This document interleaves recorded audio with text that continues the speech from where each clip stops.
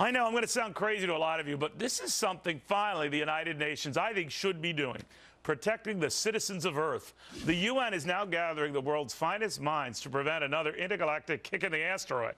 Between the one that came close and didn't hit and the meteor that came a lot more than close and did hit, the folks who hold endless meetings on issues that don't really matter are finally focusing on a very real threat to mankind that does matter, namely its extinction. I say finally a constructive use of the UN's time. Do my panelists agree? Ron Meyer back with us, Kayleigh, McEnany, and Caroline Hellman.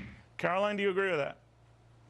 I do, Neil. We agree on this issue. There we go. Maybe the two of us have just watched one too many movies, but I think this needs a global response. And the fact that, we are facing up to 150 hits in the next 100 years and maybe even more once NASA starts scanning means that we need to do something preventive. And the problem is that once we know an asteroid is going to hit or a near-Earth object is going to hit, it's too late. So it really does require, prior planning, and the UN is the ideal body to do that. What do you think, Kayleigh?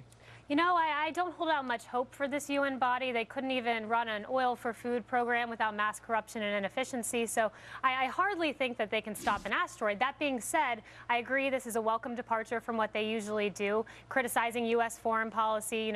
We provide funds for 1/4 of the UN's function. Criticizing Israel, at least they're destroying an asteroid instead of destroying Israel. Well, that's the goal, at least. Do you have any goal. confidence they'll succeed at this, Ron? What do you think?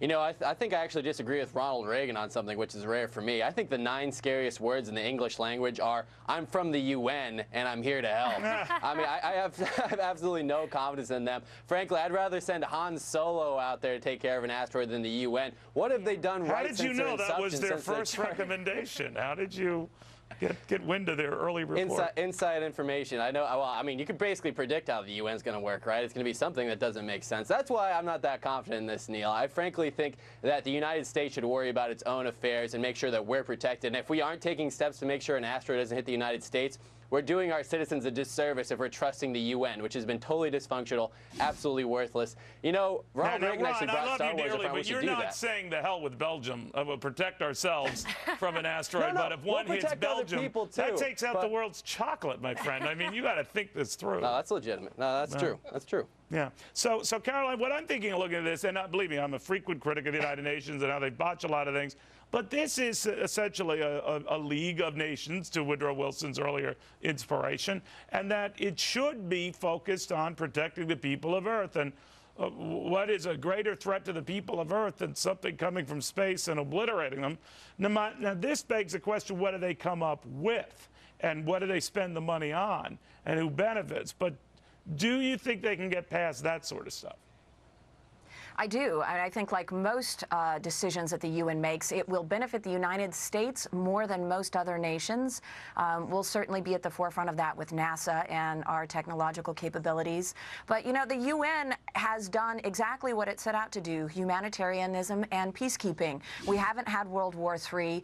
Tell the kids in Somalia and Haiti that the UN has been ineffective. Tell the refugees from, who seek asylum through UNHCR that they've been an ineffective organization. I actually think the UN has been incredibly effective, and the fact of the matter is we in the United States have benefited the most from this organization. So even when they cozy up to dictators or they cozy up to people of ill repute, that's okay? All too often we see the UN just doing that, elevating these dictators always to the detriment of Israel. The Human Rights Council, 40% of the resolutions they put out were aimed at Israel, ignoring, Nigeria, Sudan, China. But what if we could be united and look past whatever our differences are between us and focus on our common enemy, an asteroid that could destroy Absolutely, and that's why I think you're spot on with this. This is what the UN was set out to do, and finally they're doing it.